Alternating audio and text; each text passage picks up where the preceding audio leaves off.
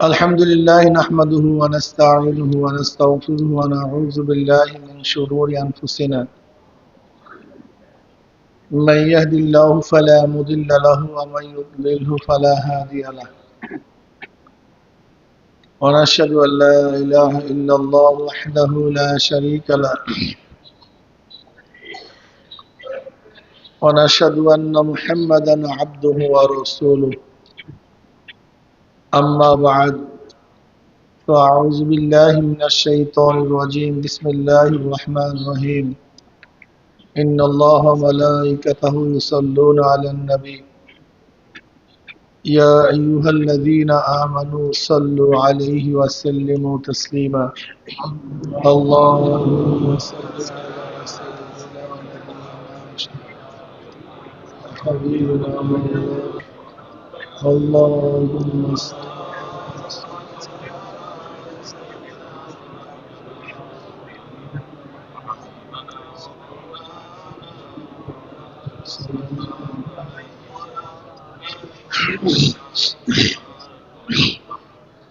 أعوذ بالله من الشيطان الرجيم بسم الله الرحمن الرحيم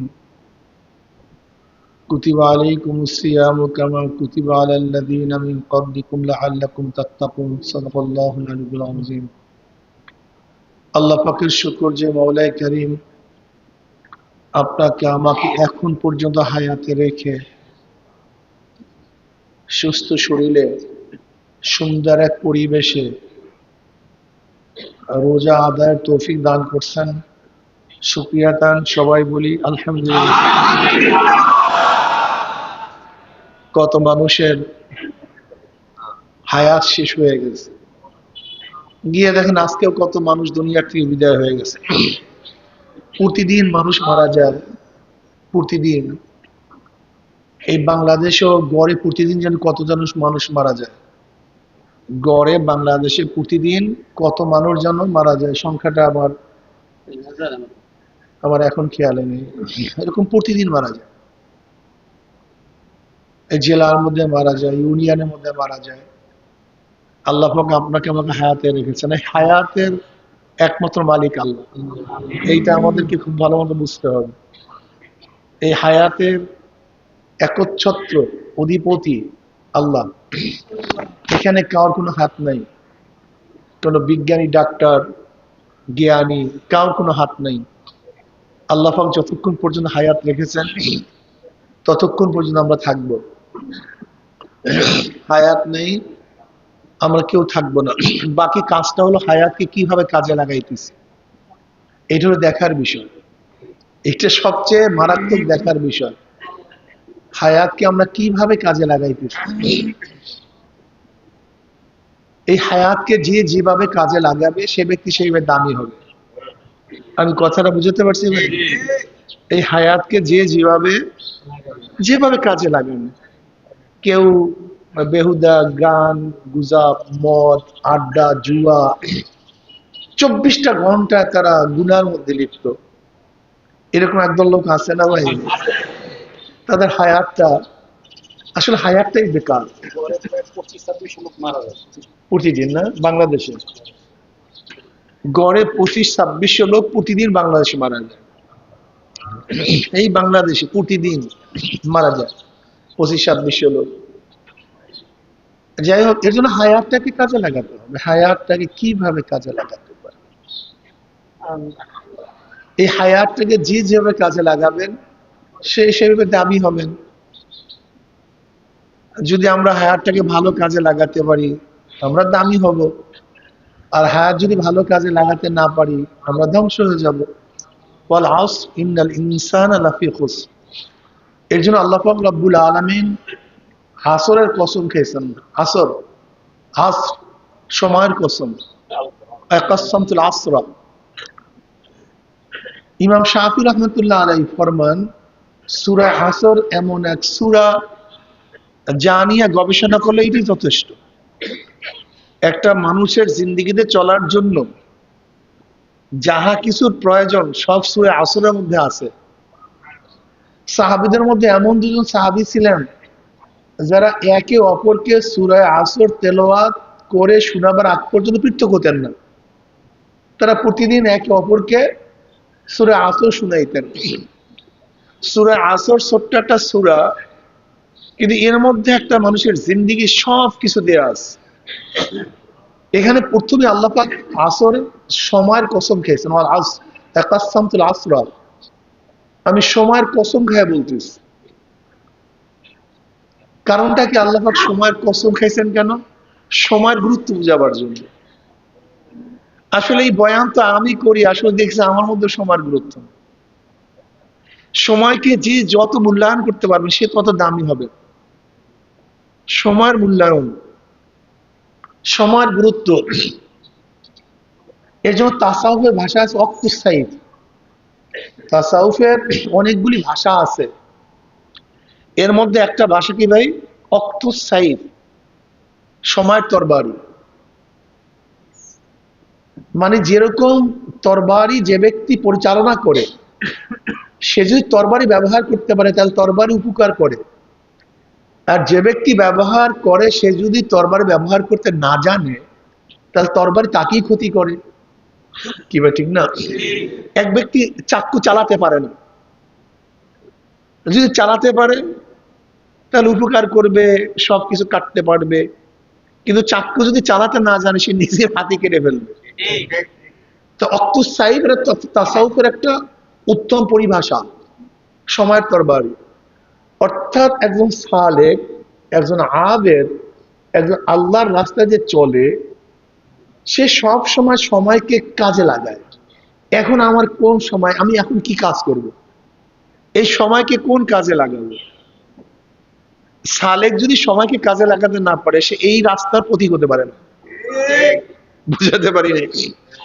একজন নাবিকের কাজটা কি? উত্তাল তরঙ্গের মধ্যে, প্রচন্ড ঝড় ঝাপটার মধ্যে সে যদি সময় অনুযায়ী কাজ না করে, আস্তে দেখবেন তার জাহাজ ডুবে যাবে, তার নৌকা ডুবে যাবে। এর জন্য তার প্রতিকূল পরিবেশকে অনুকূল করার জন্য প্রত্যেকটা সময়কে তার কাজে লাগাতে হয়। এক সেকেন্ড এদিকে ওদিকে যদি সে তাকায়, একজন ড্রাইভার যদি এক মুহূর্তের দিকে এদিক ওদিকে তাকায় তো অবস্থাটা কি হয়? এই একই অবস্থা। তার গাড়ি চলতেছে, এই মুহূর্তে, মুহূর্ত মানে সময় না, মুহূর্ত মানে কি ভাই? এক মুহূর্ত যদি এদিক ওদিকে তাকায় তাহলে তার গাড়ি অ্যাক্সিডেন্ট করে। তো ঠিক একদম সালেক যে আল্লাহর রাস্তায় চলে, সেও তো ওই সময়কে এই ড্রাইভারের মধ্যে কাজে লাগাতে হবে। ওই ড্রাইভারের মধ্যে যদি সময়কে কাজে না লাগায় তাহলে তো একই অবস্থা। যেরকম গাড়ি চলার উচিত ছিল রাস্তায়, চলে যাবে খাদে। ঠিক আমরাও যদি সময়কে কাজে লাগাতে না পারি তাহলে আমাদের যাওয়ার কথা ছিল জান্নাতে, কিন্তু আমরা চলে যাবো জাহান্নামে। এরকম মারাত্মক অবস্থা। আমাদের যাওয়া উচিত ছিল গন্তব্যে, কিন্তু আমরা পড়ে যাওয়া বিশাল খাদের মধ্যে। ঠিক আমাদের গন্তব্য তো জান্নাত, আমরা জান্নাত থেকে আসছি, আমরা সবাই জান্নাতে যাব নাকি ভাই ঠিক না? কিন্তু সময়কে যদি কাজে লাগাতে না পারি আমরা অন্যদিকে চলে যাব। এর জন্য তাসাউফের ভাষা ওয়াক্তুস সাইফ, সময়ের তরবারি। একজন সালেক সময়কে খুবই গুরুত্ব দেয়। যেমন ধরে নেন রমজান মাস, এই রমজান মাসের ফজিলাত প্রতিটা মুহূর্তে। এখন যদি একজন সালেক এই রমজান মাসের সময়টাকে কাজে লাগাতে না পারে, সে যদি এই সময়টাকে অন্যান্য মাসের মতোই মনে করে তাহলে সে ব্যর্থ। সে কি ভাই? তার মানে সে সময়কে কাজে লাগাতে পারে। এর জন্য সময়ের তরবারি, সময়কে কাজে লাগা। কখন কোন সময় কি কাজ করবেন, আমার তফকা কি, আমার অবস্থান কি, আমার হালাত কি, ওই সময় একজন সালেক ওই হালাত অনুযায়ী সময়কে কাজে লাগায়। যেমন ধরে নেন যখন ইবাদতের মজা চলে আসছে তখন ওই ব্যক্তি ইবাদতের মধ্যে মগ্ন থাকে। কেন? মানুষের মন সবসময় এক থাকে না। মানুষের মন, আপনাকে হাদিসের মধ্যে দেখেন না হানজালা রাদিয়াল্লাহু তাআলা আনহুর অবস্থাটা কি? হানজালা রাদিয়াল্লাহু তাআলা আনহু জলিল কদর সাহাবী, মুসলিমের মধ্যে রওয়ায়াত আসছে। একদিন দৌড়ে আর বলছে হানজালা মুনাফিক হয়ে গেছে। হানজালা মুনাফিক হয়ে গেছে। আবু বকর সিদ্দিক রাদিয়াল্লাহু তাআলা আনহু তিনি শুনলেন হানজালা বলতেছে হানজালা মুনাফিক হয়ে গেছে। আসলে দেখেন তাদের হালাত, তাদের অবস্থা, তাদের কলবের খেয়াল আর আমাদের খেয়াল কি আজীব। এই জন্য বলছে না, যদি সাহাবারা আমাদেরকে দেখতেন বলতেন এগুলো সব কাফের। আসলেও, আর আমরা যদি তাদেরকে দেখতাম বলতাম সব পাগল। আসলেও আসলেও ভাই, আজকে মদিনার ইসলাম তো পরাজিত ওর দিকে। মদিনার ইসলাম কে মানতে চায়? আধুনিক ইসলাম নিয়ে সবাই পাগল। মদিনার ইসলামের মধ্যে মিথ্যা নাই, কিন্তু আধুনিক ইসলামের মধ্যে চরম মিথ্যা। আধুনিক ইসলামের মধ্যে মিথ্যা, ধোঁকাবাজি, শটতামি, ফাইজলামি, অপবাদ, অপপ্রচার, যা আছে সবই আছে, বেপর্দা, সবই আধুনিক ইসলামের মধ্যে আছে। কিন্তু মদিনার ইসলামের মধ্যে তো এগুলি নাই। এখন মদিনার ইসলাম নিয়ে চলা যা কি কঠিন, হ্যাঁ অনেক কঠিন রে ভাই, যে কঠিনের শেষ নেই, কোনো সীমা নেই, অনেক কঠিন। বর্তমান মদিনার ইসলাম নিয়ে চলা এই যে কি কঠিন, আল্লাহ আমাদের সবাইকে মাফ করে দেন। মদিনার ইসলাম অনুযায়ী চলার আল্লাহ পাক আমাদের সবাইকে তৌফিক দান করবে। খবরদার ইমানকে মজবুত রাখিয়েন। আধুনিক ইসলামের মধ্যে চোখে পানি নেই, কিন্তু মদিনার ইসলামের মধ্যে চোখে পানি আছে। আধুনিক ইসলামের মধ্যে জিকির আজকার নেই, মদিনার ইসলামের মধ্যে জিকির আজকার আছে। আধুনিক ইসলামের মধ্যে মাওলার প্রেমে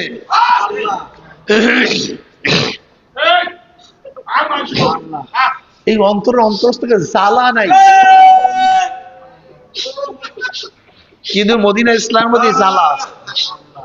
কি কথা বুঝাতে পারি? আধুনিক ইসলামের পাগল পাগল ভাব নাই, কিন্তু মদিনা ইসলামের পাগল পাগল ভাব আছে।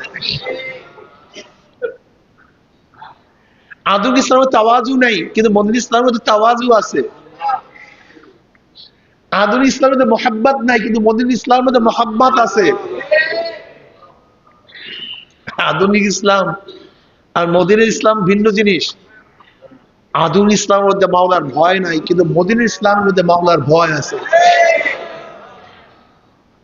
আধুনিক ইসলামের মধ্যে দুনিয়াকে প্রাধান্য দেওয়া হয়, আর মদিনার ইসলামের মধ্যে আখিরাতকে প্রাধান্য দেওয়া হয়। আধুনিক ইসলামের মধ্যে দুনিয়ার গুরুত্ব সবচেয়ে বেশি হয়, আর মদিনা ইসলামের মধ্যে আখিরাতের গুরুত্ব সবচেয়ে বেশি হয়। আধুনিক ইসলামের মধ্যে দাড়ি ছাঁটা, দাড়ি কাটা আছে, কিন্তু মদিনা ইসলামের মধ্যে দাড়ি ছাঁটা, দাড়ি কাটা নেই। আধুনিক ইসলামের মধ্যে প্যান্ট শার্ট টাই সব আছে, কিন্তু মদিনা ইসলামের মধ্যে লেবাসুত তাকওয়া আছে।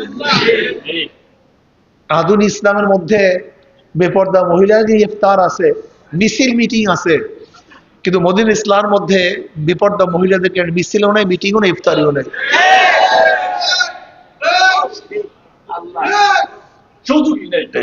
আধুনিক ইসলামের মধ্যে নামাজের মধ্যে হালাত, খুশু খুজু এগুলি দরকার নয়, কিন্তু মদিনা ইসলামের মধ্যে নামাজের মধ্যে খুশু এবং খুজু থাকা চাই। আধুনিক ইসলামের মধ্যে নামাজ হলো ক্ষমতা যাওয়ার পদ্ধতি, পন্থা, পাথেয়, মাধ্যম, এটা মূল না। কিন্তু মদিনা ইসলামের মধ্যে যেগুলি ইবাদত জাতিয়া, মূল ইবাদত, এগুলো হলো আসল, আর এর বাইরে যা আছে সব ওসাইল, সব হলো মাধ্যম। কাজে আধুনিক ইসলাম আর মদিনা ইসলামের মধ্যে আসমান জমিন পার্থক্য করে ভাই। কাজেই আধুনিক ইসলামের সাথে যদি মদিনা ইসলাম মিলাতে যান তো খুব কঠিন হয়ে যাবে, অনেক কঠিন হয়ে যাবে। হানজালা রাদিয়াল্লাহু তাআলা আনহু বলেন হানজালা মুনাফিক হয়ে গেছে। দেখেন নিজেকে কত কিছু মনে করা, নিজেকে মুনাফিক, কাফেরের চেয়েও খারাপ মনে করো, কাফেরের চেয়েও খারাপ মনে করো। চিন্তা করতে পারছেন? আবু বকর রাদিয়াল্লাহু তাআলা বললেন, ভাই হানজালা তুই মুনাফিক হয়ে গেছিস কিভাবে? কি বলো তুমি মুনাফিক হয়ে গেছো? হ্যাঁ, তুমি কি বলতেছো মুনাফিক হয়ে গেছো? বলে হ্যাঁ ভাই আমি মুনাফিক হয়ে গেছি। কিভাবে? জনাব মুহাম্মদ রাসূলুল্লাহ সাল্লাল্লাহু আলাইহি ওয়াসাল্লামের দরবারে তার মজলিসে যখন থাকি, নবী আলাইহিস সালাতু ওয়াস সালাম জান্নাত এবং জাহান্নামের যখন বয়ান করেন, মনে হয় জান্নাত দেখতেছি, জাহান্নামে পড়ে গেছে, জাহান্নাম আমার সামনে। কিন্তু নবী আলাইহিস সালাতু ওয়াস সালামের থেকে যখন বাইরে চলে আসি, সেই হালাত তো থাকে না, সেই অবস্থান তো থাকে না। কাজে নবী আলাইহিস সালাতু ওয়াস সালামের উপস্থিতিতে এক অবস্থা, তার বাহিরে ভিন্ন অবস্থা। এইটাই তো মুনাফিকি। চিন্তা করছেন কত সূক্ষ্ম, কত তীক্ষ্ণ, সময়ের কত মারাত্মক তীক্ষ্ণ নজর। ওই সময় এই অবস্থা, এই সময় এই অবস্থা। কি বুঝলেন? এরকম চিন্তা ভাবনা আমাদের মধ্যে আছে। ওই সময় কি অবস্থা ছিল, এই সময় কি অবস্থা ছিল। এই চরমনে মুজাহিদ, আপনি কি একদিনও খেয়াল করে দেখছেন চরমনে যখন প্রথম মুজাহিদ হয়েছিলেন তখন আপনার কলমের হালাত কি ছিল, এখন কলমের হালাত কি? আমি তো দেখছি আমি একেবারে গুমরা, এবং গুমরা চরমে চলে গেছে। প্রথম যখন শায়েখ রহমতুল্লাহ বয়াত হয়েছি তখন হালাত সুবহানাল্লাহ, যে মাজুব মাজুব অবস্থা ছিল, এখন তো তার কিচ্ছু নেই, বরং পুরো উল্টা হয়ে গেছে, পুরো উল্টা হয়ে গেছে। এই যে সময়, এইগুলি নিয়ে যদি আমি আপনি গবেষণা না করি যে আমার আগে কি অবস্থা ছিল, এখন কি অবস্থা, আগে আমি এই কাজটা করতে পারতাম, এখন এই কাজটা করতে পারি না কেন, আগে আমি ইবাদত এইভাবে করতাম, এখন ইবাদত করতে পারি না কেন। এইটা তো একজন সালেকের কাজ। একজন সালেকের কাজটা কি, এখানে আসছেন কেন? দেখেন এই বয়ান কিন্তু আসলে মাকসাদ না। তরবিয়াতের মূল মাকসাদ হলো নিজেকে গঠন করা, নিজেকে গঠন করা, নিজেকে ফারেক করা। মুসা আলাইহিস সালাতু ওয়াস সালামের সাথে আল্লাহ পাক কথা কখন বলছেন? আল্লাহ পাক বলছেন তুমি 30টা রোজা রাখো। কয়টা রোজা রাখো? এই 30টা রোজার মধ্যে তিনি রাত দিন কখনোই তিনি ইফতার করতেন না, রাত্রে ইফতার করতেন না, দিনেও তিনি ইফতার করতেন না। অথচ খিজির আলাইহিস সালাতু ওয়াস সালামের সাথে যখন সফর করছিলেন, আধা বেলা যেতে না যেতে বলছে খাদ্য দাও। আর এখানে 30 দিন রাত্রে ইফতার নেই, দিনেও ইফতার নেই। একটা প্রশ্ন আছে কি নেই? ওই জায়গায় আধা বেলা যেতে না যেতেই খাদ্য চেয়েছেন।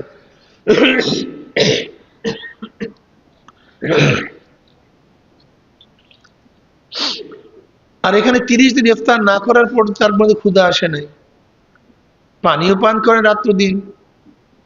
এখানে আল্লাহর ইশক এবং মুহাব্বতে সবকিছু ভুলাইয়া দিচ্ছে। কার সাথে কথা বলতে যাবেন? আল্লাহর সাথে। এর জন্য দুনিয়ার কোনো খেয়াল নেই, কোনো হুঁশ নেই। অর্থাৎ যখন সে আল্লাহর প্রেমে, আল্লাহর সাথে কথা বলার জন্য আধ্যাত্মিক লাইনে, আখিরাতের লাইনে চলছিলেন, তখন দুনিয়ার ক্ষুধা এবং পিপাসা তাকে আচ্ছাদন করতে পারেনি, তাকে ধরতে পারেনি, গ্রাস করতে পারেনি। কিন্তু ওখানে তো ছিল দুনিয়ার সম্পর্কে জানো, যেখানে আহলে ইলম কি আছে। আল্লাহ বলছে তোমার তো আহলে ইলম আছে, কথাটা বুঝাতে পারিনি। ওখানে ছিল ভিন্ন এক অনুসন্ধান, দুনিয়ার অনুসন্ধান, দুনিয়ার সম্পর্কে জানা। আর এখানে তুর পাহাড়ে যাওয়া ছিল একমাত্র মাওলার সাথে কথা বলা। এই আত্মহারা হয়ে গেছেন। কি হয়ে গেছেন? আত্মহারা। 30 রাতের মধ্যে খানা নাই, পিনাও নেই। 30 দিন পরে ইফতার করছেন, মেসওয়াক করছেন। আল্লাহ পাক আরো 10 দিন বাড়ায় মোট 40 দিন। আরো কয়দিন বাড়ায় গেছেন? আরো 10 দিন, মোট 40 দিন। এই 40 দিন তিনি তার কাফেলা বনী ইসরাইল থেকে হারুন আলাইহিস সালাতু ওয়াস সালামের দায়িত্ব দিয়ে তিনি চলে গেছেন তুর পাহাড়ের মধ্যে। এই যে একা একা থাকা, আলোক করা নিজেকে, এগুলি দরকার। এই গোসানিসিন এখতিয়ার করা। তা আমরা ঘরের থেকে ফারেক হয়েছি মাওলাকে পাওয়ার জন্য, এই ঘরের থেকে আসছি মাওলাকে চেনার জন্য। এর জন্য মাঝে মাঝে নিজেকে আলোক করতে হয়। কিন্তু দেখবেন আমাদের মধ্যে যদি ইসলামী আন্দোলন বাংলাদেশের মধ্যে সবচেয়ে বেশি জড়িত, এরা কিন্তু এই লাইনে এখন আর নাই। ইসলামী আন্দোলনের সাথে যারা খুব খুব বেশি জড়িত, তারা দেখবেন এইমাত্র যে বয়ানগুলি করছে এর থেকে আস্তে আস্তে তারাও দূরে সরতেছে। খুব খেয়াল করে দেখেন, এই যে মাজলিসের মধ্যে আছে, দেখবেন ইসলামী আন্দোলন খুব বড় দায়িত্বশীল কয়েকজন আছে, আমি তো দেখি না, আমি তো খুব দেখি না। তার মানে তাদের মধ্যে এই সমস্ত হালাত পয়দা করার দরকার নেই, এগুলি তাদের জন্য না, এগুলি ওই যে সাধারণ মুজাহিদ টুজাহিদ, ওই যে গরিব শরীফ আছে, এগুলির জন্য। আসলে আল্লাহর কি কৃষ্ণা, জান্নাতেরা কিন্তু এই হাবা গোবা লোকগুলি বেশি, এই হাবা গোবা বেশি চালাক চুলাক কিন্তু জান্নাতে কম যাবে। ওই ওয়াইসকুল রহমতুল্লাহ কথা বললাম না, মাজুব মাজুব পথ, কি পথ? এই মাজুব মাজুব পথ, দেওয়ানা দেওয়ানা ভাব, এটাই হলো তারাক্কি বেশি। কলব সাফ করেন। হানজালা রাদিয়াল্লাহু তাআলা আনহু তিনি মুনাফিক হয়ে গেছেন বলতেছেন, যে নবী আলাইহিস সালাতু ওয়াস সালামের দরবারে এক অবস্থা, বাহিরে এইটাই তো মুনাফিকের অবস্থাটা কি, এক এক সময় এক হালাত, এইটাই তো মুনাফিকের আলামত। কাজী হানজালা মুনাফিক হয়ে গেছে। আবু বকর রাদিয়াল্লাহু কলব দেখেন কত স্বচ্ছ পরিষ্কার, বলে আমিও তো একই অবস্থা। কে? আবু বকর কে? গোটা নবীদের পরে যা প্রথম, একেবারে এক নম্বর স্থান মর্যাদা, গোটা নবীদের পরে মর্যাদার দিকে এক নম্বর। সে বলছে হানজালা আমার অবস্থা তো এক। এর দ্বারা আমরা কি বুঝলাম? এক সালেক আর এক সালেকে হালাত বয়ান করা।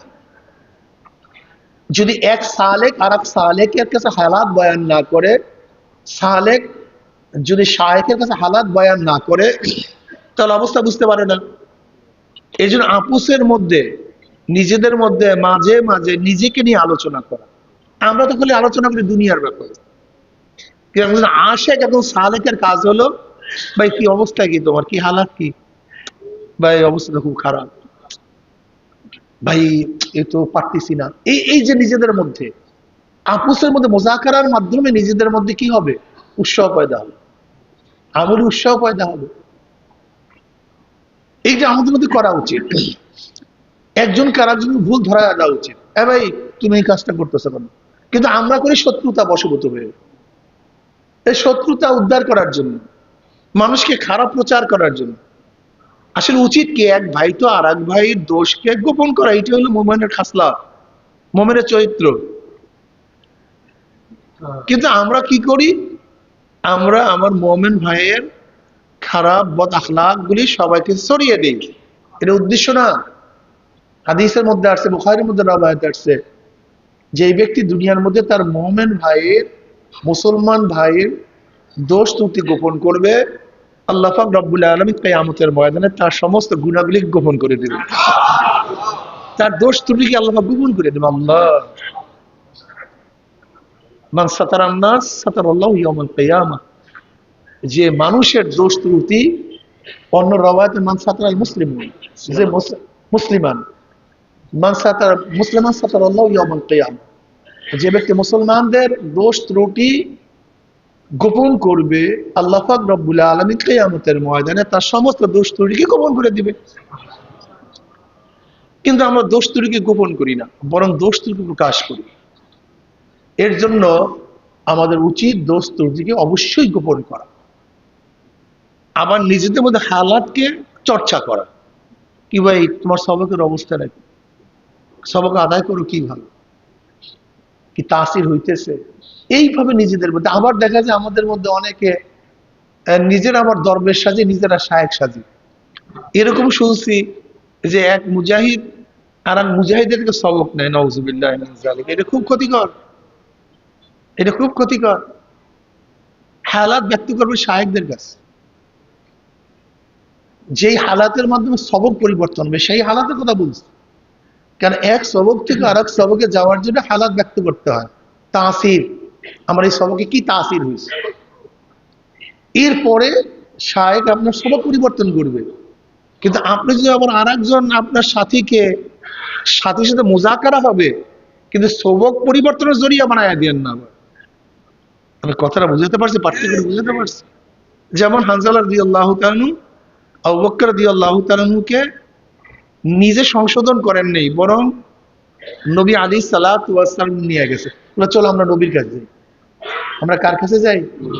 নবীর কাছে। দুজন নবী আলাইহিস সালাতু ওয়াস সালামের কাছে গেছে, গিয়ে বলছেন ইয়া নবী আল্লাহ, ইয়া রাসূলুল্লাহ, আমাদের অবস্থাতেই হানজালা মুনাফিক হয়ে গেছে। আবু বকর রাদিয়াল্লাহু বললেন, আবু বকর মুনাফিক হয়ে গেছে। বলে কিভাবে মুনাফিক হইছে? বলে ইয়া নবী আল্লাহ সাল্লাল্লাহু আলাইহি ওয়াসাল্লাম, আপনার দরবারে যখন থাকি তখন মনের হালাতেই আপনি জান্নাত জাহান্নামের বয়ান করেন, মনে হয় জান্নাত জাহান্নাম দেখতেছি, কিন্তু আপনার যাকে পৃথক হয়ে যায় তখন তো এই অবস্থা থাকে না। কাজে আপনার সামনে এক অবস্থা, পিছনে আর এক অবস্থা, কাজে এটা তো মুনাফিকের আলামত।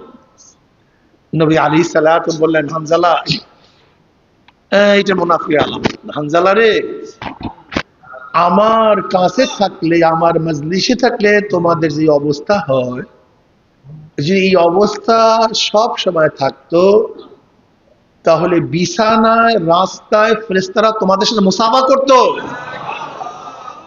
কিন্তু হানজালা এই অবস্থা, হানজালা এই অবস্থা, হানজালা এই অবস্থা। তিনবার বললেন, মানে এই অবস্থা সবসময় থাকা সম্ভব না, উচিত না। যদি এই অবস্থা সবসময় থাকে, তাহলে দুনিয়ার কোনো কাজ কোনো মানুষ করতে পারবে না। এটা হলো তরিকাতের ভাষা কবস এবং বস্ত। তরিকাতের ভাষায় কি ভাই? কবস এবং বস্ত। কখন নিজেকে সংকুচিত করা, আবার কখন নিজেকে প্রসারিত করা। কখন এমন অবস্থা যে আমি আর মনে হয় আমার দ্বারা কোনো কাজ হবে, আমার দ্বারা কিচ্ছুই হবে না, আমি মনে শেষ হয়ে গেছি, আমি মনে ধ্বংস হয়ে গেছি, আমি মনে হালাক হয়ে গেছি। এই হলো কবস। আবার অনেক সময় দেখেন প্রশস্ততা চলে আসছে, না আল্লাহ মনে হয় মাফ করবে, আল্লাহ মনে হয় ক্ষমা করবে, আল্লাহ পাক দয়ালু, আল্লাহ পাক মেহেরবান, আল্লাহ পাক গফফার, আল্লাহ পাক সত্তার। এটা যেন সালেকের মধ্যে হবে। তো এই কবস এবং বাস, এটা তরিকাতের লাইনের সবচেয়ে বড় সুন্দর একটা অবস্থান। মাঝে মাঝে দেখবেন হালাত এরকম, মনে হয় আমি কিচ্ছু, সব শেষ, সব শেষ, আমার দ্বারা কিছুই হবে না। আবার মাঝে মাঝে আল্লাহ মাশাআল্লাহ আলহামদুলিল্লাহ। এরকম হালাত যদি আমাদের মধ্যে পয়দাই না হয়, তা কেমন আপনার তরিকাতের লাইনের লোক? আপনি কেমন লোক তরিকাতের লাইনে? হ্যাঁ, মাঝে মাঝে দেখবেন নিজেকে সবচেয়ে ছোট মনে করা, আবার অনেক সময় দেখা যায় আল্লাহ পাকের কাছে নিজেকে সুপর্দ করা, মনে হয় আল্লাহ মাফ করে দিবে ইনশাআল্লাহ। আল ঈমানু বাইনাল খাউফি ওয়ার রাজা, আল ঈমানু বাইনাল খাউফি ওয়ার রাজা। ঈমান আশা এবং ভয়ের মাঝখানে। যদি আপনার সব সময় এরকম অবস্থা থাকে, আমাকে মাফ আল্লাহ করবে না, করবে কাকে? এটা ঠিক না। আবার যদি আপনার মধ্যে এরকমই হয় যে মাওলা আমাকে মাফই করবে না, এটাও ঠিক না। এর জন্য সময়কে কাজে লাগানো, সময়কে সময়কে কাজে লাগানো। তাওয়াজ্জু, তাওয়াজ্জুর 4টা স্তর আছে। শাহ আব্দুল আজিজ মুহাদ্দিস দেহলভী রাহমাতুল্লাহ আলাইহি বলেন, তাওয়াজ্জুর কয়টা স্তর আছে ভাই? 4টে স্তর আছে। ইনইকাসি, ইলকাই, ইসলাহি, ইত্তেহাদি। তাওয়াজ্জুয়ে ইনইকাসি, তাওয়াজ্জুয়ে ইলকাই, তাওয়াজ্জুয়ে ইসলাহি, তাওয়াজ্জুয়ে ইত্তেহাদি। এই 4টা স্তর আছে তাওয়াজ্জুর। এই তাওয়াজ্জুর স্তরগুলি যদি আমরা পার করতে পারি, তাহলে দেখবেন আমাদের মধ্যে হালাত পরিবর্তন হয়ে যাবে ইনশাআল্লাহ। শাহ আব্দুল আজিজ সাহেব রাহমাতুল্লাহ আলাইহি বলেন, তাওয়াজ্জু ইনইকাসের অবস্থাটা কেমন? তাওয়াজ্জু ইনইকাসের অবস্থাটা হলো এই যে শায়েখ জিকির, শোগল, আনফাসে কুদসিয়ার মাধ্যমে, আনফাসে কুদসিয়ার মাধ্যমে সালেকদের মধ্যে একটা হালাত, একটা অবস্থান সৃষ্টি করা। জিকির, আসকার, পবিত্র রূহের মাধ্যমে কলবের তাওয়াজ্জুর মাধ্যমে সালেকদের মধ্যে একটা অবস্থার সৃষ্টি করা, যার মাধ্যমে সালেক আস্বাদন করতে পারে, অনুভব করতে পারে, স্বাদ অনুভূতি করতে পারে আল্লাহ পাকের মারিফাতের, ইবাদতের। কিন্তু এই তাওয়াজ্জুদের অবস্থাটা কেমন? যতক্ষণ শায়েকের দরবারে সালেক থাকে ততক্ষণ সালেকের মধ্যে এই হালাত অবতীর্ণ হয়, এই হালাতের মধ্যে সে অবস্থান করতে থাকে। কিন্তু যখন শায়েক চলে যায় তখন এই হালাত থাকে না। এটার উদাহরণ কেমন? যেমন সুন্দর আতর, দামি আতর লাগিয়ে যদি আপনি মাজলিসে আসেন, তখন সবাই মুহুর মুহুর ঘ্রাণে আকৃষ্ট হয়ে যাবে, সুন্দর ঘ্রাণ। কিন্তু এই ঘ্রাণ কতক্ষণ থাকবে? যতক্ষণ পর্যন্ত আতরওয়ালা মাজলিসে থাকবে। কিন্তু আতরওয়ালা যখন চলে যাবে আবার ঘ্রাণ চলে যাবে। এটা নিসবাতের তাওয়াজ্জু একেবারে প্রথম স্তর। এটা ফায়দার থেকে খালি না, এটা ফায়দার থেকে খালি না। এটার উদাহরণ, যখন আমরা জিকিরে বসি, ভালো মতো জিকির আজকার করি, তখন কলবের হালাত কেমন হয়? কি কথাটা বুঝাতে পারি না? যখন আমরা নসিহাতের মধ্যে থাকি তখন কলবের অবস্থাটা কেমন হয়? তখন দেখা যায় যে কলবের হালাত পরিবর্তন হয়ে যায়। কিন্তু এই হালাতটা কিন্তু যখন আবার জিকির আজকার থেকে দূরে চলে যায়, ওয়াজ নসিহাত বন্ধ হয়ে যায়, মাহফিল থেকে চলে যায়, তখন কিন্তু হালাতটা থাকে না। এটা ইনকাসি, এটা তাওয়াজ্জুয়ে ইনকাসি। অর্থাৎ সায়েক যতক্ষণ পর্যন্ত সালেকের মাজলিসে থাকে ততক্ষণ তার কলবের হালাতের মধ্যে একটা পরিবর্তন আসে, যে পরিবর্তনের মাধ্যমে সে আচ্ছাদন করতে পারে, মজা অনুভব করতে পারে কিসের? আল্লাহর মারিফাতের, ইবাদতের, মুহাব্বতের। কিন্তু যখন মাজলিস শেষ হয়ে যায় তখন এই অবস্থান থাকে না। এইটা একেবারে নিসবতের প্রথম স্তর। দ্বিতীয় স্তর হচ্ছে নিসবত ইলকাই, তাওয়াজ্জু ইলকাই। এটা কেমন? এটা ধরে নেন এক ব্যক্তি আগের থেকে সুন্দর মতো বাতি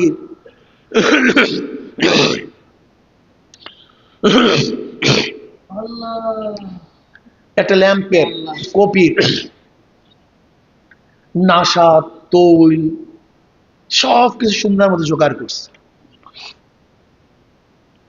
কিন্তু তার কাছে আগুন ছিল না। কি ছিল না ভাই? আগুন ছিল না। যার কাছে আগুন আছে তার কাছে সেই বাতি নিয়ে গেছে। ওনার মধ্যে আগের থেকে আগুন ছিল, ওনার কাছে আগের থেকেই আগুন ছিল। সে আগুন থেকে সে আগুন সেখানে ধরাইয়া দিছে। এখন কি বাতি জ্বলা শুরু করছে, কিন্তু এখন ওই ব্যক্তির দায়িত্বটা কি? যেন ঝাপটায় বাতাসে কোনো অবস্থাতে আগুন নিভে না যায়। যদি আগুন বাতাসের ঝাপটায় নিভে যায় তাহলে আবার তো অন্ধকার হয়ে যাবে। এখানে ইলকাইর অর্থটা হলো এই, যেমন এক ব্যক্তি সালেক আগের থেকে নিজেকে তৈয়ার করছে, আগের থেকে নিজেকে তৈয়ার করছে, মুজাহাদা করতেছে, সে সাধনা করতেছে, ইবাদতের মগ্ন আছে, কিন্তু তার মধ্যে ইলমে মারিফাত, ইলমে বাতেন এটা এখন পর্যন্ত তার মধ্যে আসে নাই। কিন্তু আর এক কলবওয়ালা যার মধ্যে ইলমে মারিফাত আছে, ইলমে বাতেন আছে, তার কাছে যাওয়ার পরে সে তাওয়াজ্জুর মাধ্যমে তার মধ্যে ভিন্ন একটা অনুভূতি সৃষ্টি করছে। অনুভূতি সৃষ্টি করার পরে দেখবেন একদল মানুষ আছে, আগের থেকে আমরা নামাজ পড়ি, রোজা রাখি, কিন্তু মজা পাইতেছিলাম না, স্বাদ পাইতেছিলাম না, চোখে পানি ছিল না। কি এরকম হালাত আছে কি নাই? কিন্তু দেখা যায় একজন কামেল ব্যক্তি যার মধ্যে আগে থেকে কামালাত আছে, তার কাছে যাওয়ার পরে তার সবক নেওয়ার পরে তার রুহানি পরিবর্তন চলে আসছে। এরকম কি হালাত হয় নাই নাকি ভাই? এটা হলো ইলকাই। অর্থাৎ যার মধ্যে আগে থেকে কামালাত আছে, সেই কামালাত থেকে তার মধ্যে কামালাতকে পরিপূর্ণ করে দেয়া, তার মধ্যে তাওয়াজ্জু দেয়া। নিসবত দেয়া, এই নিসবতের মাধ্যমে তার মধ্যে এখন ভিন্ন একটা অবস্থার সৃষ্টি হয়। এখন তার দায়িত্ব হলো এই যে গুনার থেকে নিজেকে বাঁচায় রাখা, গুনার ঝাপটার থেকে নিজেকে বাঁচায় রাখা এবং ইবাদতের মধ্যে মগ্ন থাকা। তাহলে দেখবেন আস্তে আস্তে কি হবে, সে তারাক্কি হতে থাকবে। এটার এলাকাই। আর একটা তাওয়াজ্জু ইসলাহি, এটা আরো বেশি মজবুত, আরো বেশি মজবুত। এই তাওয়াজ্জুর অবস্থাটা কেমন? এই তাওয়াজ্জু কোন তফকার তাওয়াজ্জু, কোন তফকার সম্পর্ক, কোন তফকার নিসবত?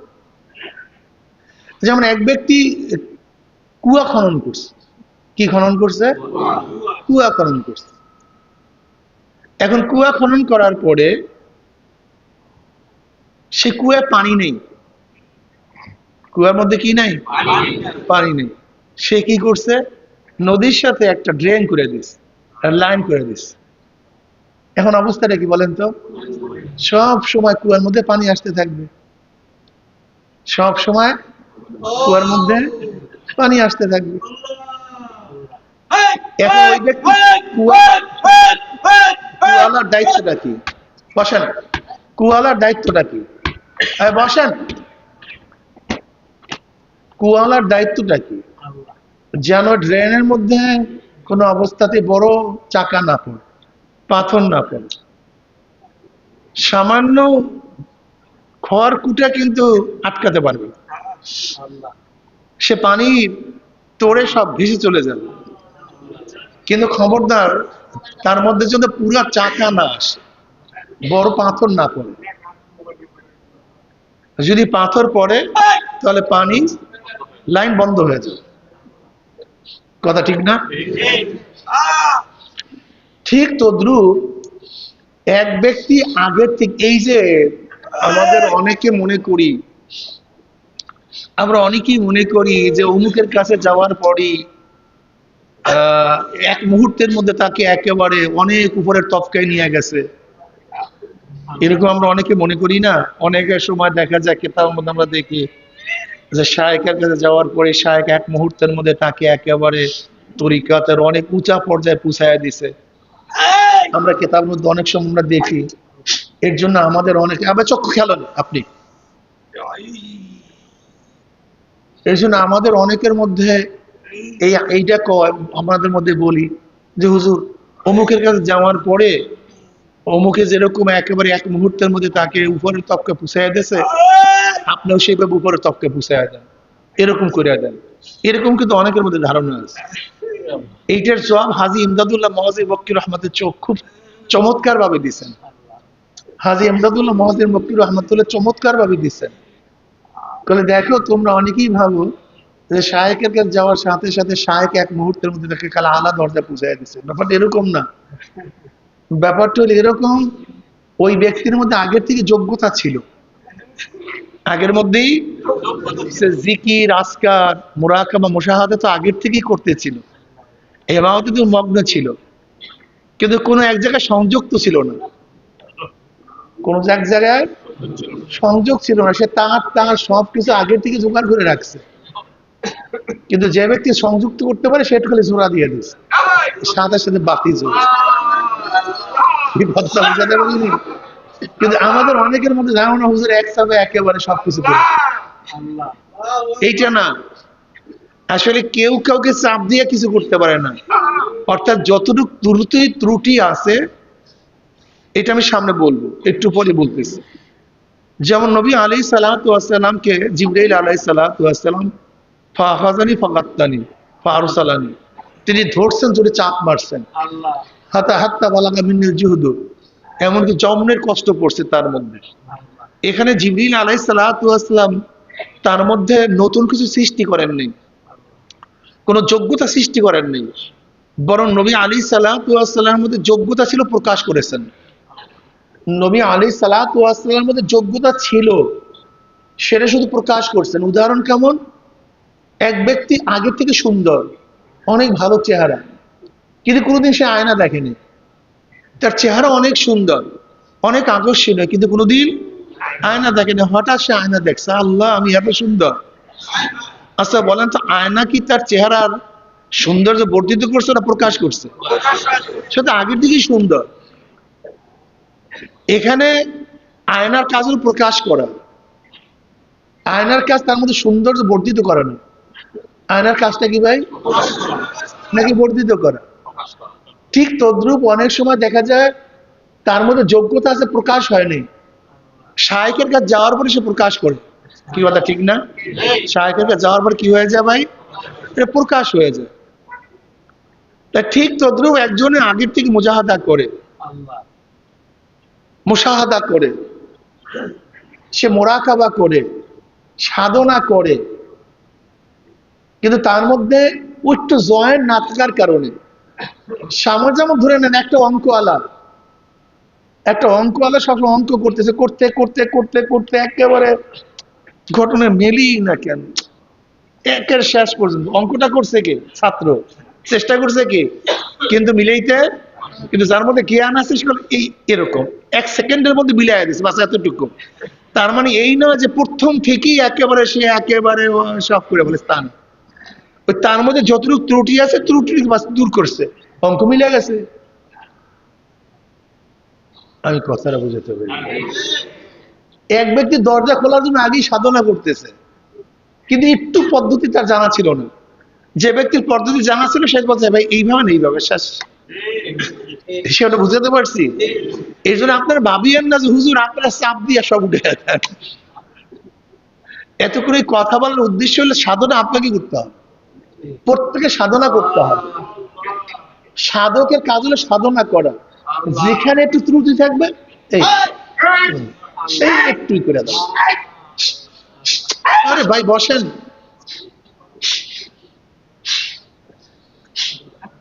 দেখেন আধুনিক ইসলামওয়ালারা এগুলি পছন্দ করে না, কিন্তু এগুলো আপনার খেয়াল রাখতে হবে। আধুনিক ইসলামওয়ালারা কিন্তু এগুলি পছন্দ করে না।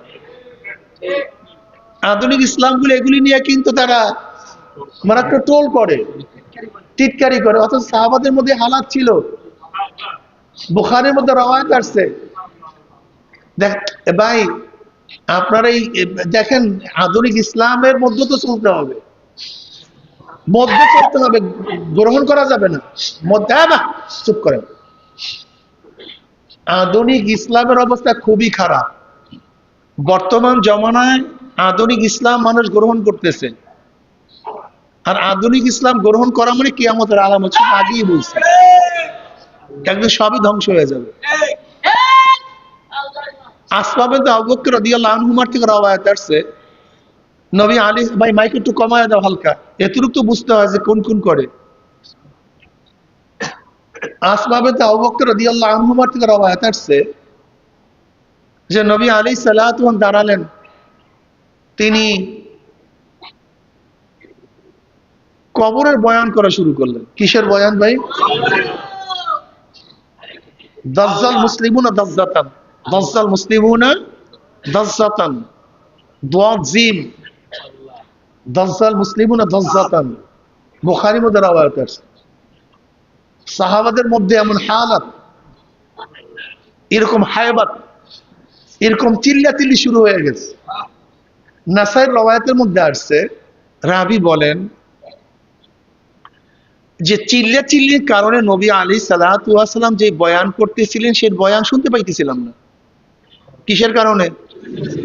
চিল্লাচিল্লির কারণে, কান্নাকাটির কারণে। বুখারীর মধ্যে রওয়ায়াত, দাজ্জাল মুসলিমুনা দাজ্জাতান, এই শব্দই আছে। নাসাইতে ব্যাখ্যা দিছে যে এমন চিল্লাচিল্লি, এমন কান্নাকাটি, এমন হায়বাত মজলিসের মধ্যে জনাব মুহাম্মদ রাসূলুল্লাহ সাল্লাল্লাহু আলাইহি ওয়াসাল্লাম যে বয়ান করতেছিলেন সাহাবাদের, মুসলমানদের চিল্লাচিল্লির কারণে সে বয়ান নসিহত শুনতে পাইতেছিলাম না। যখন মুসলমানদের হায়াবাত চলে গেছে, বয়ান বন্ধ হয়ে গেছে, মজলিস সুস্থ হয়ে গেছে, আমি কাছের একজনকে প্রশ্ন করলাম, ভাই নবী আলাইহিস সালাত পড়বেন না সাল্লাল্লাহু আলাইহি ওয়াসাল্লাম? এমন কি বয়ান করলেন যে বয়ানের কারণে মুসলমানদের মধ্যে, মজলিসের মধ্যে এই অবস্থা? তখন ওই কাছের ব্যক্তি বললেন, নবী আলাইহিস সালাতু ওয়াস সালাম বয়ান করছেন অচিরি কবরের মধ্যে দজ্জালের ফিতনার মধ্যে ফিতনার সম্মুখীন হতে হবে। ব্যাস বয়ানটু কি?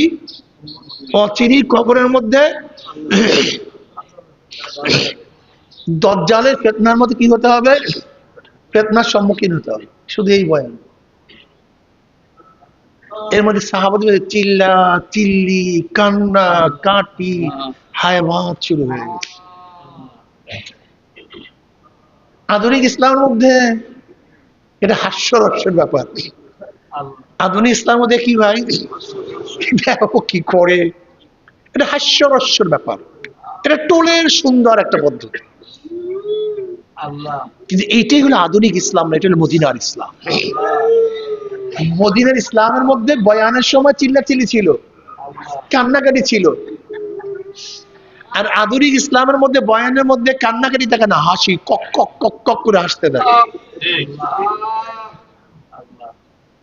আধুনিক ইসলামের বয়ানও ভিন্ন, আধুনিক ইসলামের বক্তাও ভিন্ন। মদিনার ইসলামের বক্তারা মিথ্যা কথা বলে না বয়ানের মধ্যে। আধুনিক ইসলামের বক্তারা মিথ্যা না বললে তাদের বয়ান ঠিক থাকে না। আধুনিক ইসলামের বক্তারা তারা সাহাবী, তারা সাহাবিয়া, তারা নবী রসুল, তারা আল্লাহর ওলি, এদের উদাহরণ দেন। কারা? মদিনার ইসলামের বক্তারা। আধুনিক ইসলামের বক্তারা কিসের উদাহরণ দেন? নায়ক নায়িকা, খেলা, টুর্নামেন্ট, ইনিংস। কথাটা বুঝে দেবে, এটা বুঝতে হবে আপনাদের। আধুনিক ইসলাম আর মদিনার ইসলাম মধ্যে, আধুনিক ইসলাম থেকে বয়ান থেকে যখন মানুষ যায় তখন শুধু বলে বয়ান হইছে কেমন রে, সুরের সুরে একেবারে। এটা হলো আধুনিক ইসলামের বয়ানের মাজলিসের হালাত। আজ হাসতে হাসতে বেটা পেটের সময় ব্যথা করে ফেলাইছে। ব্যাটারি এমন হাসা হাসছি, আমার জিন্দিগি দ্বারে এত হাসা হাসি নেই রে, বক্তা এত হাসাইতে পারে। এটা হলো আধুনিক ইসলামের মাজলিস। আর মদিনা ইসলামের বয়ানের পরে মানুষ যাবে কান্নাকারী অবস্থা, চোখে পানি থাকবে, নিজের অস্থির, করলামটা হইলটা কি, উপায়টা কি, করবোটা কি, এখন কি করি।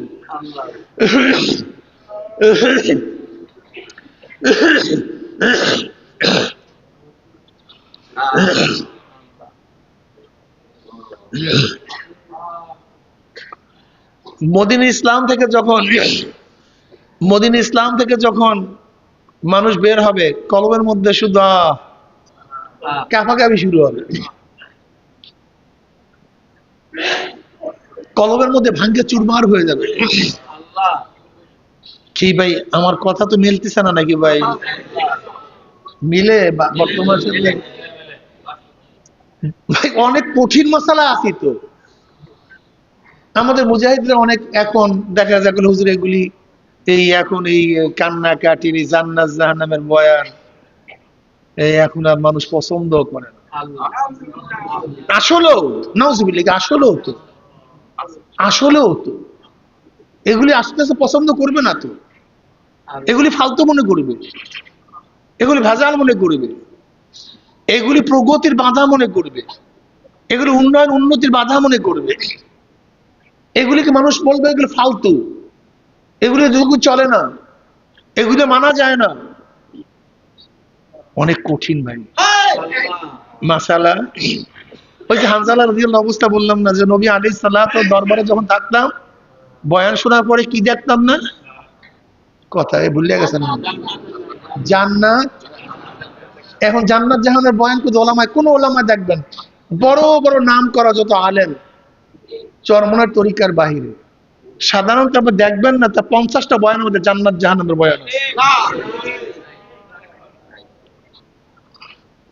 আপনি দেখেন 50টা বয়ানের মধ্যে জান্নাত জাহান্নামের বয়ান এবং জান্নাতের আকর্ষণ, জাহান্নামের ভয়ে, তার মধ্যে নিচের মধ্যে আলাত।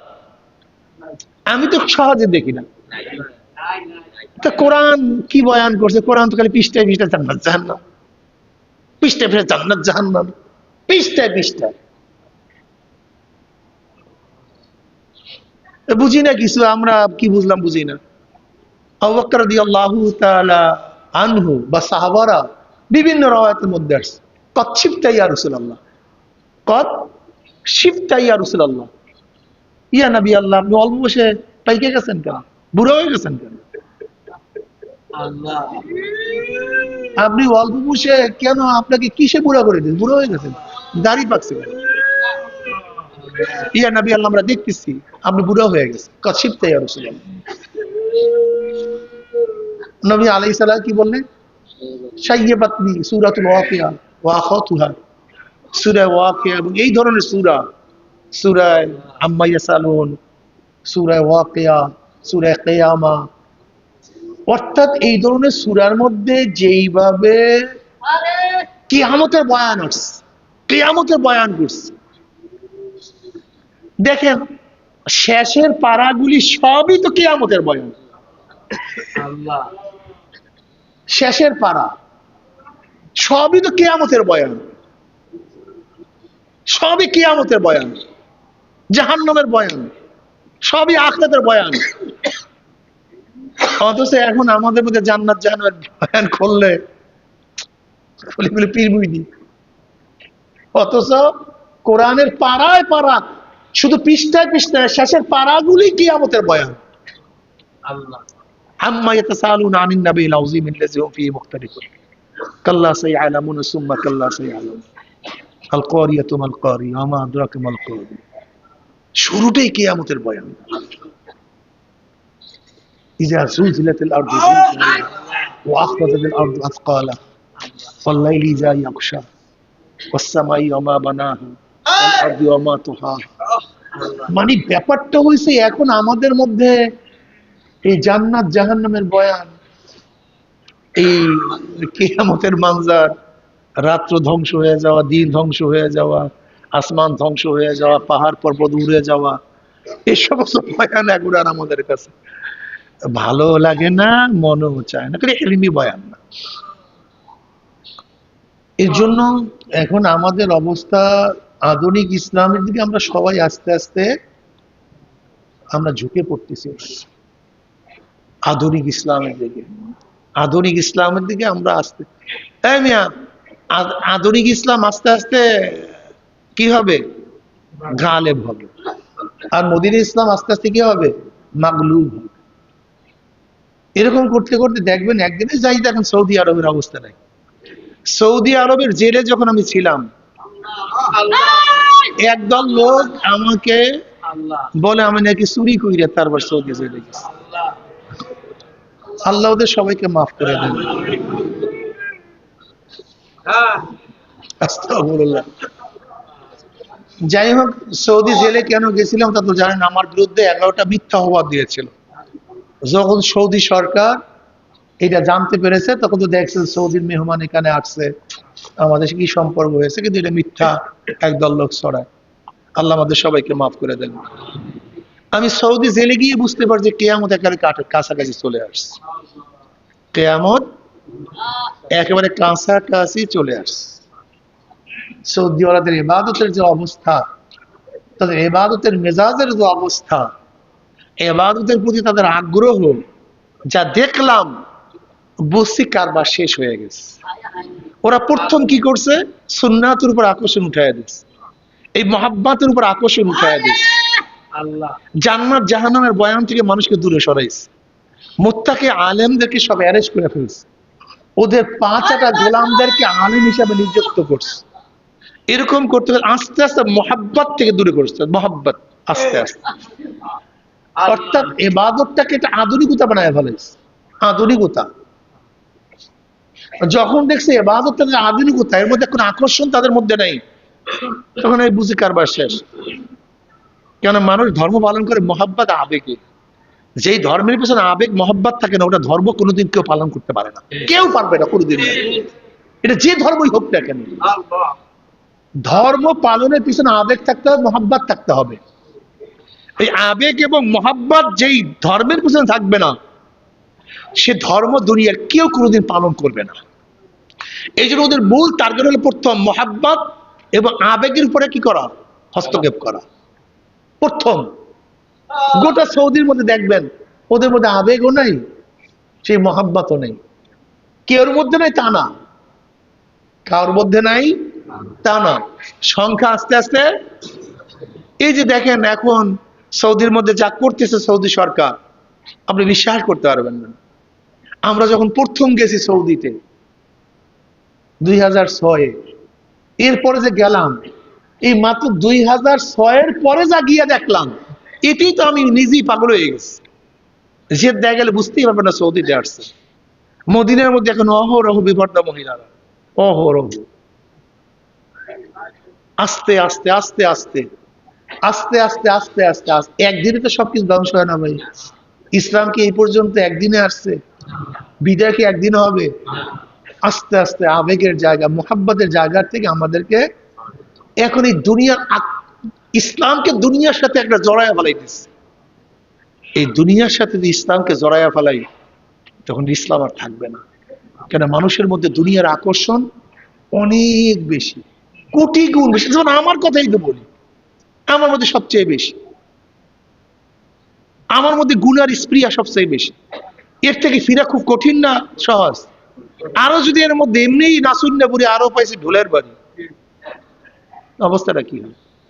অবস্থাটা কি হয়? এর জন্য অবস্থা খুব খারাপ, অবস্থা খুবই কঠিন। এর জন্য আমি এই বর্তমান যারা আছেন মদিনা ইসলামের যারা থাকতে চান, সবসময় খেয়াল করবেন সাহাবাদের ইতিহাস পড়বেন, সাহাবাদের ইতিহাস, আল্লাহর ওলিদের ইতিহাস পড়বেন, আল্লাহর ওলিদের ইতিহাস পড়বেন। এর হলো বাস্তব। সাহাবাদের ঘটনা পড়বেন, এর হলো বাস্তব। নবীর ইতিহাস পড়বেন, এদের জীবনী পড়বেন, তাই দেখবেন আস্তে আস্তে ইনশাআল্লাহ আমরা দিনের দিকে আস্তে ধাবিত হব। আর সবচেয়ে বড় কথা হলো সব সময় খেয়াল রাখবেন যে আমার অবস্থাটা কি, নিজের দিকে খেয়াল রাখবেন। মান আরাফা নাফসাহু ফাকাদ আরাফা রাব্বাহু। আমার হালাত কি, আমার অবস্থাটা কি। যারা তরবিয়াতে আসছেন, দায়ী হয়ে যান, দায়ী হয়ে যান, ফেকের ঢুকান যে মদিনা ইসলাম বাস্তবায়ন করতে হবে। এই জন্য আমার দাওয়াত দিতে হবে, সবচেয়ে বেশি দাওয়াত দিতে হবে। দাওয়াত দাওয়াত দাওয়াত দাওয়াত দাওয়াত আমাদেরকে বেশি দিতে হবে। তার নিসবত কয় প্রকার বলছিলাম? আর এক প্রকার তাওয়াজ্জু, নিসবত, তাওয়াজ্জু এটা হলো। আর একটা হলো ইত্তেহাদি, ইনশাআল্লাহ আর একদিন বলবো। আল্লাহ আমাদের সবাইকে নিসবত অনুযায়ী চলার তৌফিক দান করেন, আমাকে আল্লাহ পাক মাফ করে দেন। ইত্তেহাদি বলিয়েই দিই নাকি? কি আপনাদের খারাপ লাগতেছে না? ইনইকাসি, ইলকাই, ইসলাহি আর একটা ইত্তেহাদি। ইত্তেহাদি মানে সালেক এবং শায়েক এক হয়ে যাওয়া। শায়েক ইত্তেহাদ, এক হয়ে যাওয়া। তার চিন্তা ভাবনা, তার দর্শন, তার মত, তার পথ, এর মধ্যে পার্থক্য না থাকা। কি না থাকা ভাই? পার্থক্য না থাকা। এই নিসবত ইত্তেহাদি ছিল আবু বকর রাদিয়াল্লাহু তাআলা আনহু এবং নবী আলাইহিস সালাতু ওয়াস সালামের মধ্যে। এদের মধ্যে নিসবত ছিল নিসবত ইত্তেহাদি। কি নিসবত? নিসবত ইত্তেহাদি। কেমন? দেখেন বদরের ময়দানে 70 জন কাফের ধরা পড়ছিল। নবী আলাইহিস সালাত মশওয়ারা করলেন যে তাদের ব্যাপারে কি করা উচিত। ওমর ইবনে খাত্তাব রাদিয়াল্লাহু আনহু বলছেন তাদেরকে হত্যা করে ফেলেন।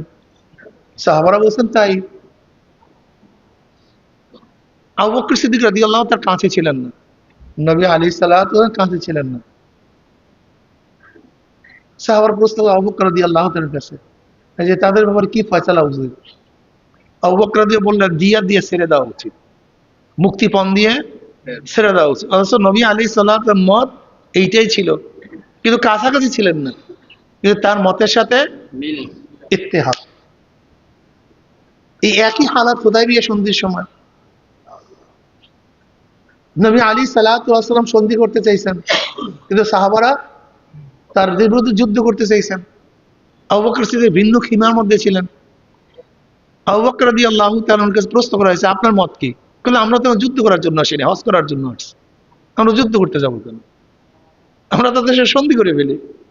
নবী আলাইহিস সালাতু কাছে ছিলেন না, কিন্তু নবী আলাইহিস সালাতু যে মত, আবু বকর রাদিয়াল্লাহু তাআলা একই মত, ইত্তেহাদি।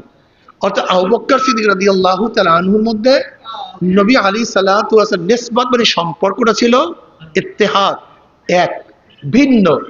অর্থাৎ সালেক এবং শায়েকের মতের সাথে হুবাহু মিলে যাও। এইটা শাহ আব্দুল আজিজ রহমতুল্লাহ আলাই চমৎকার উদাহরণ বয়ান করছেন। বাকিবিল্লাহ রহমতুল্লাহ আলাই, আহম্মদ সের হেদ রহমতুল্লাহ, আহম্মদ সের হেদ রহমতুল্লাহ আলাই, যেনাকে বলা হয় মুজাদ্দিদ আল ফিসানি, ইনি হলো খাজা বাকিবুল্লাহ রহমতুল্লাহ আলাই শাগির্দ ছিলেন, মুরিদ ছিলেন। আহম্মদ সের হেদ, যেনাকে কি বলা হয় মুজাদ্দিদ আল ফিসানি। এই মুজাদ্দিদ আল ফিসানি রহমতুল্লাহ আলাই বাদশাহ আকবরের দ্বীন ইলাহির বিরুদ্ধে যুদ্ধ ঘোষণা করেছিলেন। আপনারা ঘটনা অনেকেই জানেন, স্মরণ করিয়ে দেওয়ার জন্য। বাদশাহ আকবর মারা গেছে। বাদশাহ আকবর মারা যাওয়ার পরে তার ছেলে জাহাঙ্গীর মাস্তাদে বসছে। কে বসছে ভাই? জাহাঙ্গীর। মোগল সাম্রাজ্য শুরু হয়েছে বাবরের থেকে। বাদশাহ বাবরের থেকে মোগল সাম্রাজ্যের সূচনা হয়। বাদশাহ বাবর খুব শক্তিশালী ছিল, মারাত্মক শক্তিশালী।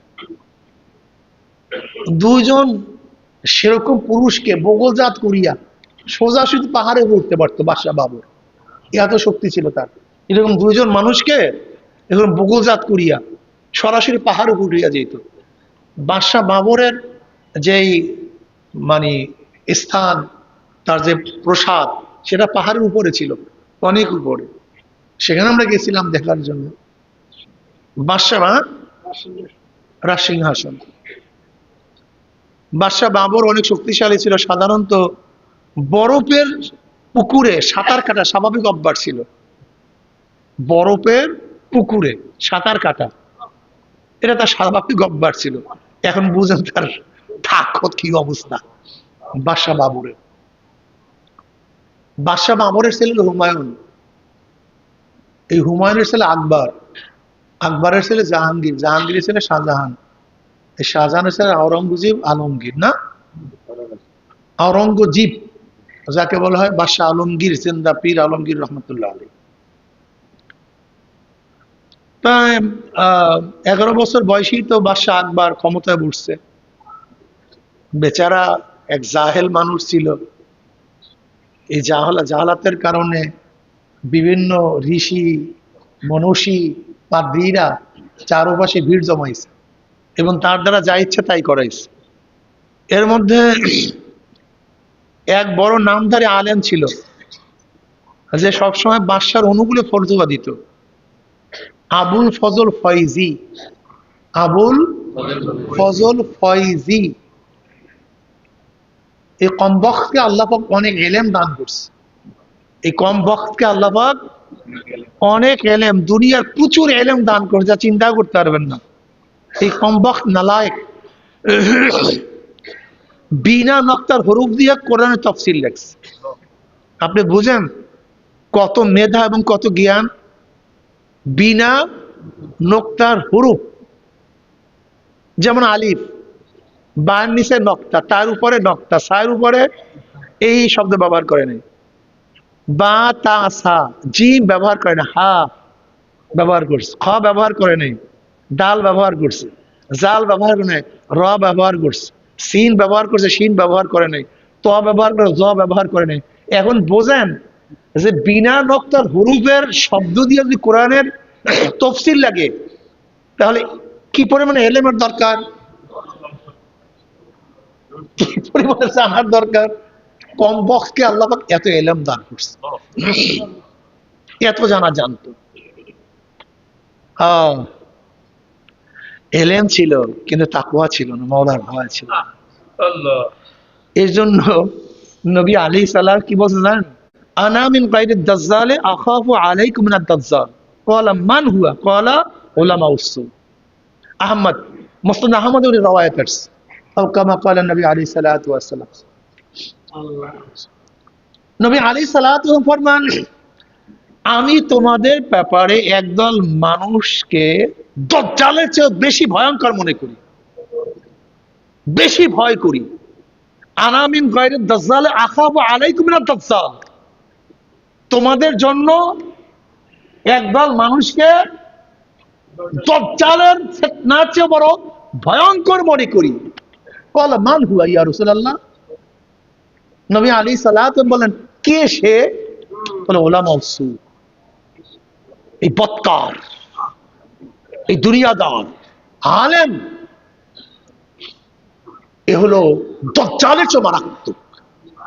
দাজ্জাল মানুষকে ধোঁকা দিবে, এটা জায়েজ, এইটাই জান্নাতের পথ। হককে বলবে এটা গুমরাহির পথ। দাজ্জালের মূল কাজটা কি? ধোঁকা দেওয়া। বলেন, দাজ্জালের মূল কাজটা কি? দাজ্জালের মূল কাজটাই ধোঁকা দেওয়া। যেটা জান্নাত না সেটাকে জান্নাত বলা, যেটা জাহান্নাম সেটাকে জান্নাত বলা, যেটা মিথ্যা সেটাকে সত্য বলা, যেটা সত্য সেটাকে মিথ্যা বলা, যেটা হক রাস্তা সেটাকে গলত বলা, যেটা গলত রাস্তা সেটাকে হক বলা। এইটাই হলো দাজ্জালের কাজ। এই যে শোনেন না দাজ্জাল দাজ্জাল, দাজ্জালের মূল কাজটা কি? কি করে? জোরে বলেন। দাজ্জালের মূল কাজটা হলো ধোঁকাবাজি। বলবে আমি সব, আমি জান্নাতের মালিক, এটা কি ভাই? ধোঁকা। আমি জাহান্নামের মালিক, এটা কি? আমার উপরে যে ঈমান আনবে সে নাজাত পেয়ে যাবে, এটা কি? দাজ্জালের মূল কাজটাই হলো ধোঁকা। ঠিক একদল আলেম, তাদের কাজটাই হলো ধোঁকা। আনা মিন গায়রিদ দাজ্জাল আখাফু আলাইকুম মিনাদ দাজ্জাল। ক্বালা মান হুয়া? ক্বালা উলামাউস সু। এই উলামাউস সু এই খুব মারাত্মক। এই যুগে যে উলামাউস সু আছে কি নাই? এই ঠিক তদ্রুপ এই আবুল ফজল ফয়জি, এইটাও ছিল উলামায়ে সু। অর্থাৎ বাদশাহ আকবর যা বলতেছে জায়েজ, কি দিয়া? কোরআন ও হাদিসের দলিল দিয়া। যা বলতো হ্যাঁ জায়েজ, এই যে দলিল। যা বলতো জায়েজ, এই যে দলিল। ঠিক দেখবেন বর্তমান জমানাও আধুনিক ইসলাম ওলারাও এই ওলামায়ে সুর মাধ্যমে সবকিছু কথা কয় না, সবকিছু জায়েজ। আগে ছিল ওই ওলামায়ে সু একসময় যেটাকে নাজায়েজ মনে করতো, এখন সেইটাকে একই ব্যক্তি। এইটি হলো ওলামায়ে সু, এইটি হলো ওলামায়ে সু।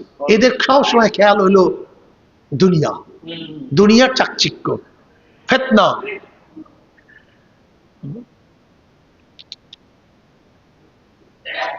তো বাদশাহ জাহাঙ্গীর, এটি হলো বাদশাহ আকবরের সন্তান। বাদশাহ আকবর সে দ্বীন ইলাহি প্রবক্তা। দ্বীন ইলাহিটা এই যে বর্তমান জমানায় আধুনিক ইসলাম, এ পর্দা থাকবে, পর্দা থাকবে না, হ্যাঁ, এটা হলো নিউ ভার্সন বলতে পারেন। এটা দ্বীন ইলাহি নতুন প্রকাশ, নতুন অপশন, নিউ ভার্সন। এটা হলো বাস একটা নতুন আধুনিকতা চলে আসছে। ইসলামও থাকবে, মেয়েরাও থাকবে, উলঙ্গ মেয়েরাও থাকবে, ইসলামও থাকবে, উলঙ্গ মেয়েরা মিছিলও করবে, ইসলামও থাকবে, ইফতার মাহফিলও থাকবে, আবার উলঙ্গ মেয়েরা পাশে বসে ইফতারও করবে। ইসলামও থাকবে, মিথ্যাও চলতে থাকবে, ধোঁকাবাজিও চলতে থাকবে, হাততালিও চলতে থাকবে, ঢোলও চলতে থাকবে, তবলাও চলতে থাকবে। ওই নিউ ভার্সন আর কি, যেটা আপনারা বলতে পারেন আর কি ইসলামের।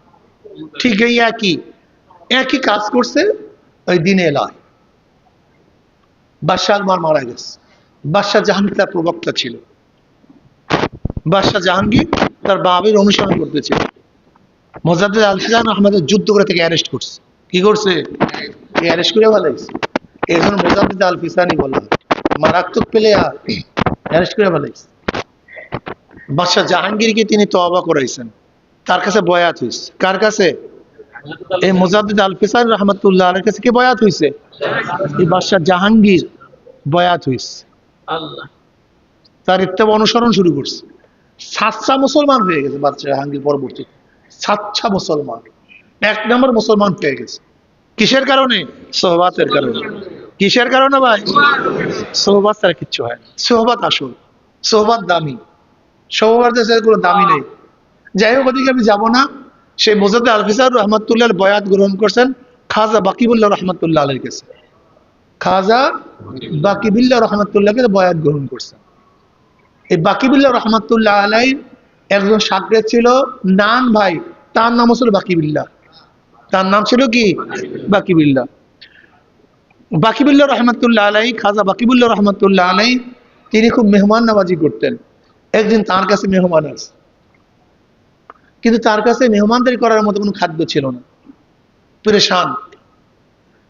তাই রুটিওয়ালা বাকিবুল্লাহ রহমতুল্লাহ আলাই, উনি রুটির ব্যবসা করতেন, মানে হোটেল ছিল।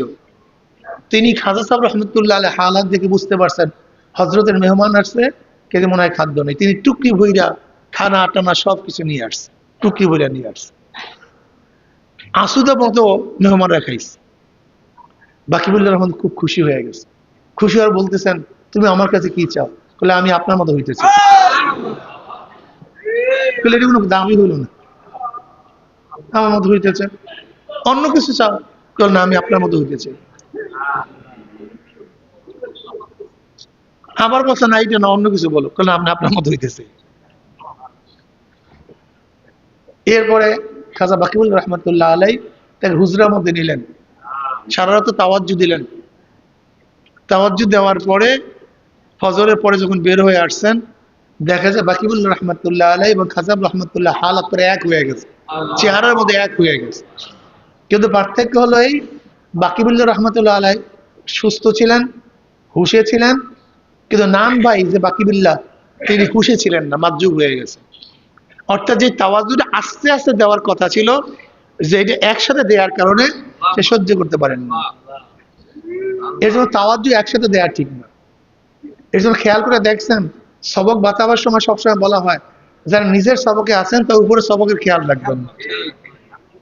অনেক সময় দেখা যায় এটা করার কারণে অনেকের মধ্যে ভিন্নতা, সমস্যা সৃষ্টি হতেই পারে। তো এই যে ইত্তেহাদি, অর্থাৎ এমন তাওয়াজ্জু, যে তাওয়াজ্জুর কারণে সালেক এবং সাগরেদ এক হয়ে যাওয়া, এইটাকে বলে নিসবতে ইত্তেহাদি।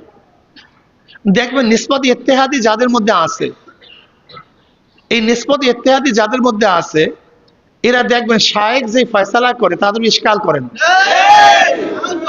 প্রশ্ন তুলেন, হুজুর যা করছে ঠিক আছে, বুঝে আসেন। কিন্তু যাদের মধ্যে নিসবত নাই, দেখবেন তারাই শুধু ইশকাল তুলে, প্রশ্ন করে। এটা আমাদের মধ্যে নাই, কি আমাদের মধ্যে নাই? এর বাস্তবতা নাই। একদল লোক দেখবেন হুজুরে বলছে, কোনো প্রশ্ন নেই, ইত্তেহাদ, হুজুর ঠিক করছে। আর একদল লোক কথা কয় না। এই যাদের মধ্যে নিসবত নাই, এই লোকগুলি যে কোনো টাইমে পরিবর্তন হওয়া সম্ভব। কিন্তু যাদের মধ্যে নিসবত আসছে, তাদের সহজে পরিবর্তন হওয়া সম্ভব না। আপনি কি খেয়াল করিয়া দেখছেন এইবার সবচেয়ে প্রশ্ন কারা বেশি তুলছে? একজন খেয়াল করে দেখছেন সবচেয়ে বেশি প্রশ্ন কারা তুলছে আমাদের মধ্যে? আমাদের লোক কারা? যাদের মধ্যে কথা কয় না, যাদের মধ্যে, এরাই দেখবেন সবচেয়ে বেশি প্রশ্ন তুলছে। কিন্তু যাদের মধ্যে নিসবত আছে, একজনও কোনো, কারণ নিসবত নাই তো, নিসবত ইত্তেহাদি নেই, এরা সবচেয়ে বেশি প্রশ্ন তারা তুলছে। এর জন্য এই নিসবত থাকা দরকার। এই সমস্ত বয়ান কিন্তু দেখবেন এই আধুনিক ইসলামের মধ্যে এই সমস্ত বয়ান কিন্তু কাজে লাগবে না। কিন্তু এরা বুঝবেই না আবার নিসবত টিসবত কি, এরা কিন্তু এগুলি বুঝবেই না। অথচ হাদিসের মধ্যে আসছে, আম্মা জান আয়েশা সিদ্দিকা রাদিয়াল্লাহু তাআলা হাদিসের মধ্যে জিবরিল আলাইহিস সালাতু ওয়াস সালাম নবী আলাইহিস সালাতু ওয়াস নিসবত দিবেন, বা আখাযানি ফাগাত্তানি। এইটা মদিনার ইসলামের মধ্যে এখন ওই হালাত আছে, কিন্তু আধুনিক ইসলামের মধ্যে এই হালাত নাই। কাজে আল্লাহ পাক আমাদের সবাইকে মদিনার ইসলাম অনুযায়ী চলার তৌফিক দান। আল্লাহুম্মা আমিন। ربنا ظلمنا أنفسنا وإن لم تغفر لنا وترحمنا لنكونن من الخاسرين আল্লাহ আমাদের গুনাহ খাতা মাফ করে দেন আল্লাহ গুনাহ খাতা মাফ করে দেন আল্লাহ গুনাহ থেকে বাঁচিয়ে থাকার তৌফিক দিয়া দেন আল্লাহ গুনাহ থেকে বাঁচিয়ে থাকার তৌফিক দিয়া দেন আল্লাহ গুনাহ থেকে বাঁচিয়ে থাকার তৌফিক দিয়া দেন ইয়া আল্লাহ আমাদের মেহেরবানি করে সবার গুনাহ খাতা মাফ করে দেন আল্লাহ রহমতের আজকে ৬ষ্ঠ দিন চলিয়া যাইতে আছে জানি রহমত পাইলাম কি পাইলাম আল্লাহ গোটা দুনিয়ার উপর রহমত নাযিল করেন আল্লাহ গোটা মাখলুকাতের উপর রহমত নাযিল করেন আল্লাহ গোটা মানুষের উপর রহমত নাযিল করেন আল্লাহ গোটা মুসলমান মুমিনদের উপর রহমত নাযিল করেন আল্লাহ এই মাজলিসের উপর রহমত নাযিল করেন আল্লাহ এই তরিকার উপর রহমত নাযিল করেন আল্লাহ মাসলাক মাযহাবের রহমত নাযিল করেন মাওলা হে আমরা যারা হাত তুললাম জানি না কার মা নাই বাবা নাই